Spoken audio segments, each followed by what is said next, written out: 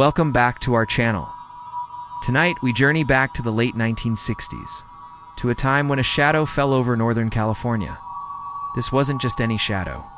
It was the silhouette of a figure who would become one of America's most infamous and elusive serial killers, a man who called himself the Zodiac. He left behind a string of terrified communities, cryptic ciphers, a mystery that continues to haunt us over half a century later. This is the story of the man who terrorized a generation and then vanished, becoming more myth than mortal. Our story begins on a cold December night in 1968 on a secluded lover's lane on Lake Herman Road, just outside Vallejo. Two high school students, 17-year-old David Faraday and 16-year-old Betty Lou Jensen, were on their first date. They parked their car near a water pumping station, a quiet spot for a young couple. Sometime between 11:05 and 11:10 p.m., their peaceful evening was shattered.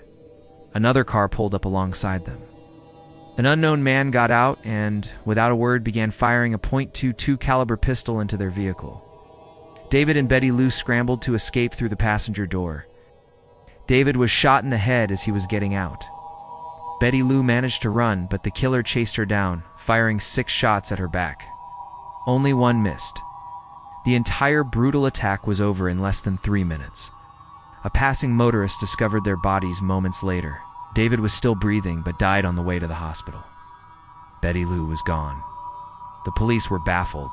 There were no witnesses, no clear prints, no apparent motive. The only theory they had was that a madman was on the loose. The case went cold, but this was only the beginning. 7 months later, on the 4th of July, 1969, the killer struck again. This time, at Blue Rock Springs Park in Vallejo, another popular spot for young couples. Darlene Farron, a 22-year-old waitress, and her friend, 19-year-old Michael Mago, were sitting in Darlene's car. Just after midnight, another car pulled up behind them before driving away, only to return minutes later and park nearby. A man approached their car, shining a bright flashlight into their eyes. Then, he opened fire with a 9mm Luger, shooting both of them multiple times. Darlene was killed instantly. The assailant walked calmly back to his car and drove off. Miraculously, Michael Mago survived his injuries. The killer wasn't finished. About 40 minutes after the attack, he called the Vallejo Police Department from a payphone. His voice was calm, almost monotone. He said, "I want to report a double murder. If you go 1 mile east on Columbus Parkway to the public park, you will find kids in a brown car." They were shot with a 9mm Luger. Then, he dropped a bombshell. "I also killed those kids last year. Goodbye." He was claiming responsibility for the Lake Herman Road murders. The Zodiac had just introduced himself. Now we move to what is perhaps the most bizarre and theatrical attack in the entire case. The date is September 27, 1969. The location is Lake Berryessa in Napa County, a serene spot for a weekend getaway. 2 college students, 20-year-old Brian Hartnell and 22-year-old Cecilia Shepard, were picnicking on a quiet peninsula. When the sun began to set, they noticed a man approaching. He was wearing something truly terrifying, a black executioner-style hood with clip-on sunglasses over the eye holes, and a bib on his chest marked with a strange symbol, a circle with a cross through it. He was holding a gun. The hooded man told them he was an escaped convict who needed their car and money to get to Mexico. He ordered Cecilia to tie Brian up with a pre-cut clothesline, and then he tied her. The knots were clumsy, almost amateur. Once they were bound, the man put the gun away and pulled out a long knife. Without another word, he brutally stabbed Brian 6 times, and then Cecilia 10 times. After the horrific assault, he walked 500 yards back to the road.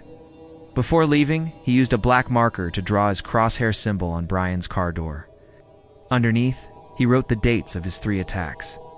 Vallejo, December 20th, 68, the 4th of July, 69. September 27th, 2:69, 6:30, by knife. A fisherman found the couple clinging to life. Brian Hartnell survived and was able to give police a detailed description of the calm, slow-speaking man in the strange costume. Tragically, Cecilia Shepard died from her injuries 2 days later.